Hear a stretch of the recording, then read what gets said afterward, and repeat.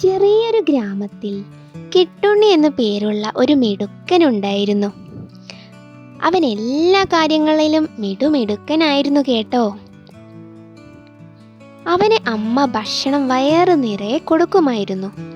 അമിതമായി ഭക്ഷണം കഴിക്കുന്നത് ആരോഗ്യത്തിന് ഹാനികരമെന്ന് അവൻ്റെ ടീച്ചർ പറഞ്ഞിട്ടുണ്ട്. അതുകൊണ്ട് തന്നെ കിട്ടു മിതമായേ ഭക്ഷണം കഴിക്കാറുണ്ടായിരുന്നുള്ളൂ. ഒരു ദിവസം കിട്ടുണ്ണിക്ക് അമ്മ രാവിലത്തെ ഭക്ഷണം കഴിക്കാനായി കൊടുത്തു. പതിവ് പോലെ അന്നും കിട്ടുണ്ണി ഭക്ഷണം പാതി മതിയാക്കി. ഇത് കണ്ട് അമ്മ കിട്ടുണ്ണിയെ ഒരുപാട് വഴക്കു പറഞ്ഞു. പക്ഷേ കിട്ടുണ്ണി എന്താണ് ചെയ്തതെന്നറിയാമോ?